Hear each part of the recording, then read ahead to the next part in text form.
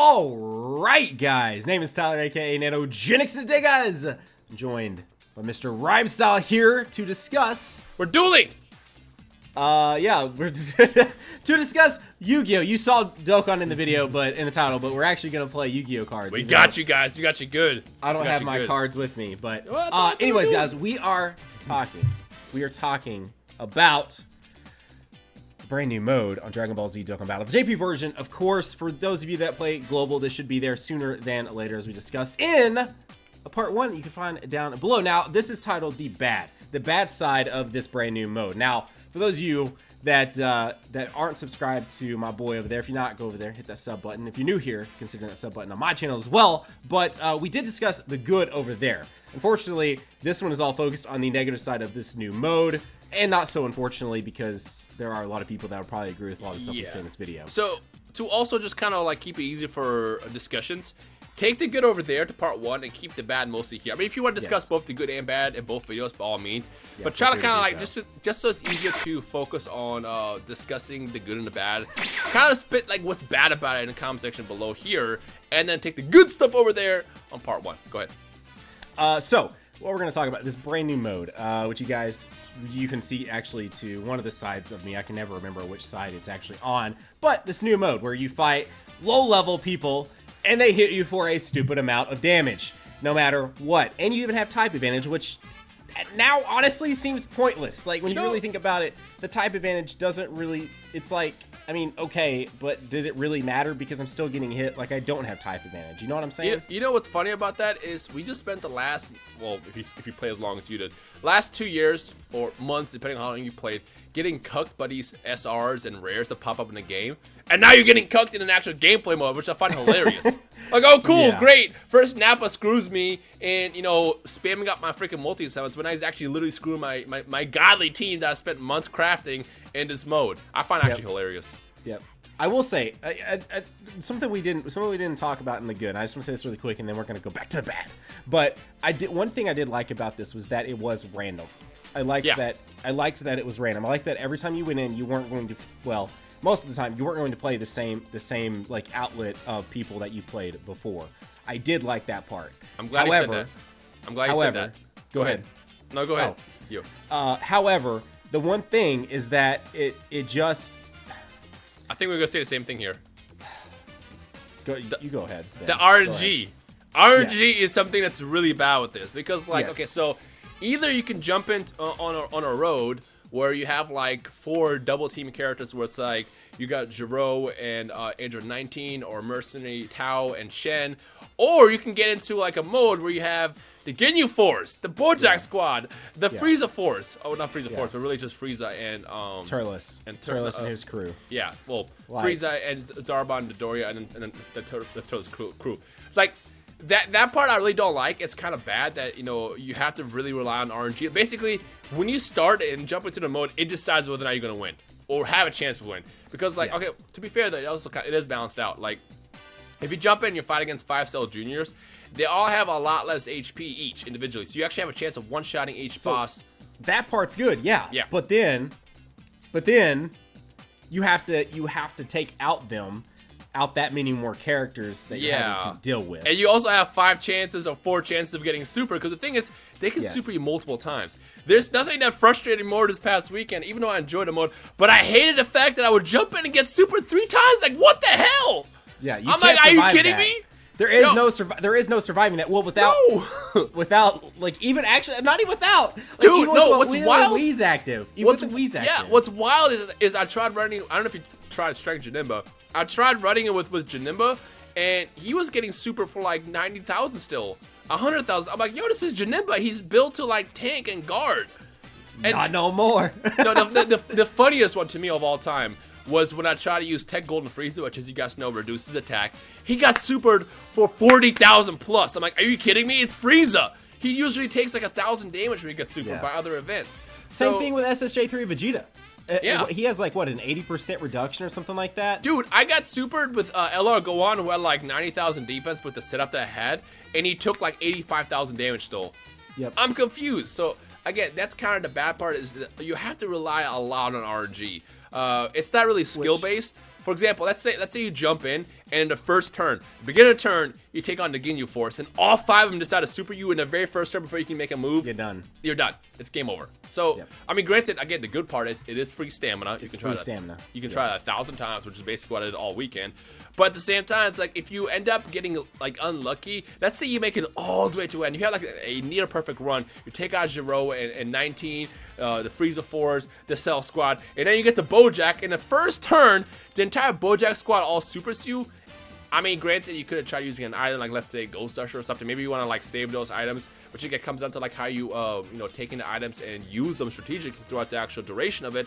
But if you get unlucky and you get super like that at the beginning, it's game over. And I will say this, not to knock any of my friends who beat us so far, the people that I have beaten did get pretty lucky. For example, I didn't watch all of Riku's run, but when I watched the finale of Riku, he did not get supered at all in a certain. I mean, he got supered, but not like in the bad spots. So, like for example, if you with me, for example, it's probably the best way to describe it.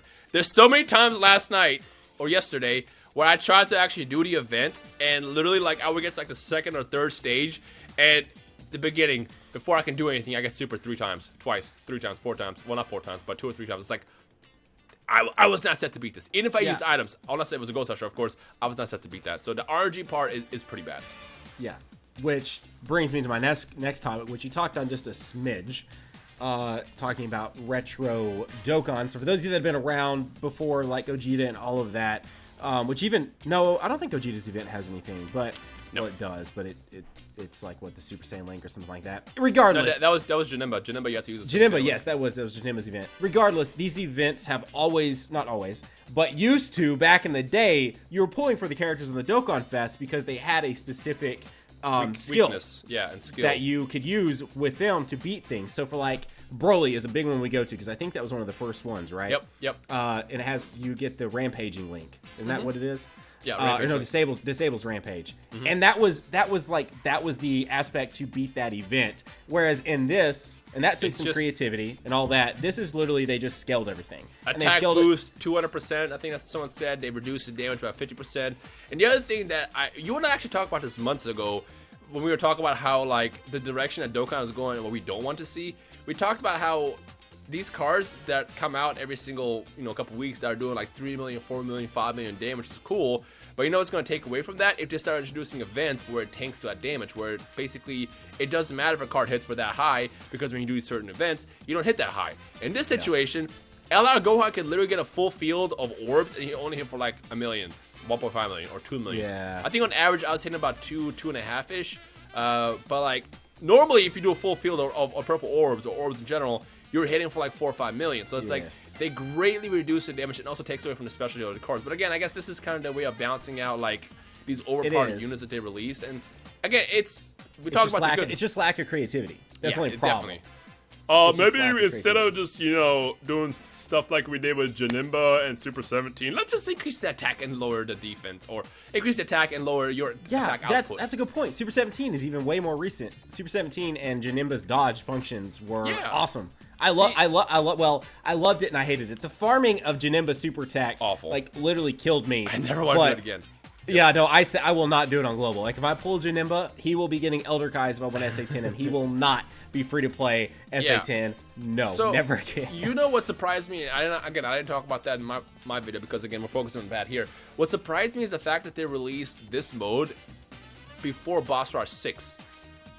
Yes, and I wanted to say that in the video, but I was like, well, that's kind of a bad aspect. But like, why? Like, it's literally just compiling the stages you've already made into a map that's already generic looking anyway, so you can just literally throw them on there. Like, why don't we have Boss Rush Stage 6? Where is it? Boss Rush Stage 6 is going to solve that problem for the difficulty that a lot of players were seeking. I mean, granted, again, it's just kind of cool that they did something different with this. Still, if you guys would have released Boss Rush 6, me speaking to Bandy Namekey, you would introduce a set of bosses that are all unique as far as what they do.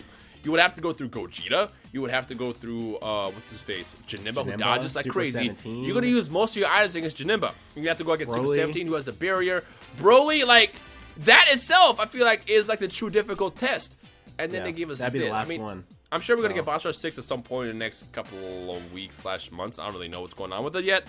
But, like, I feel like they should have done that first and then this. Because then what they can do is they can look at Boss Rush 6 and kind of go off of that and then get a little bit more creative with what Super Battle Road actually is.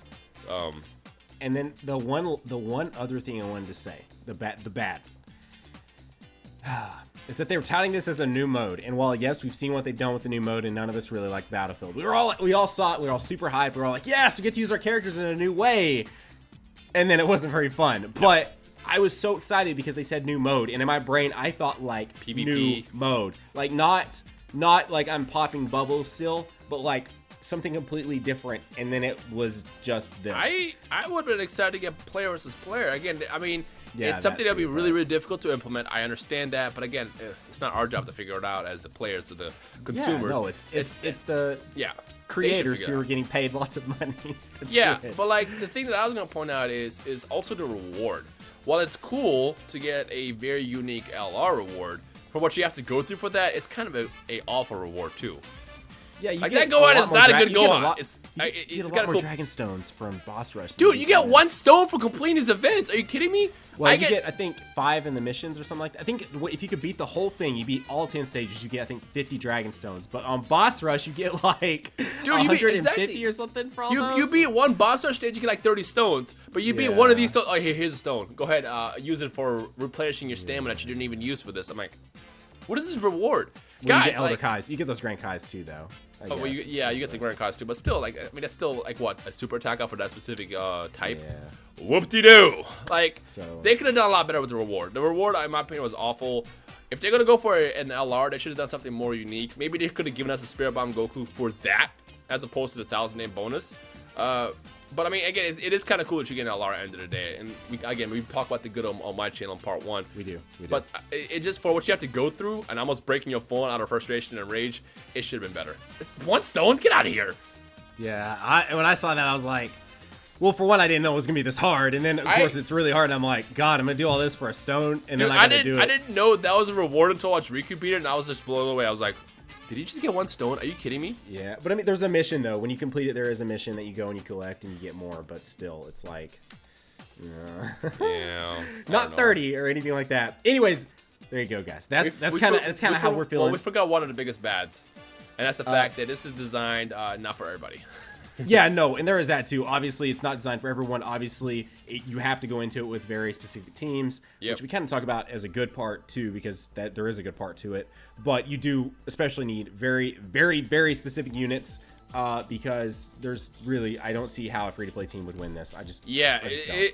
It's definitely not free-to-play friendly at all. And one of the things that I suggested, and I'll briefly again talk about it in this video too, one of the things I briefly suggested in my part as well as my original video is what they should do is figure out how to scale it, where like depending on which team you go in, it scales and caters to your difficulty. Because at the end of the day, it is all numbers. If the game knows that I'm walking into that with 256, 207, 300,000 HP, and my average damage output is like 1.3 million, then it's going to keep it at the way the difficulty is right now.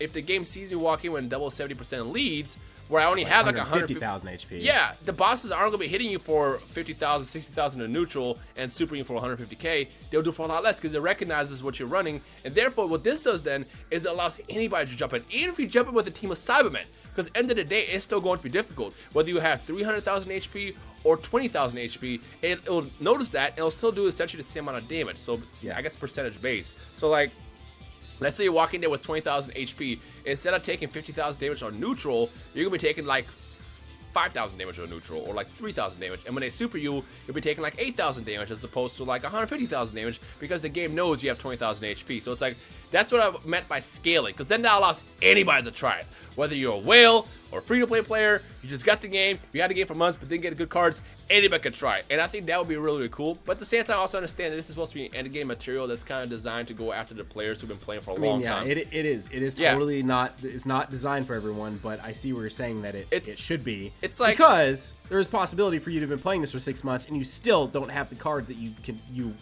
I mean, others have, and you still want to try this out. So that's as far as the end game, I guess comparison is, you're not gonna play Skyrim and the first thing you do is go fire level 100 dragon.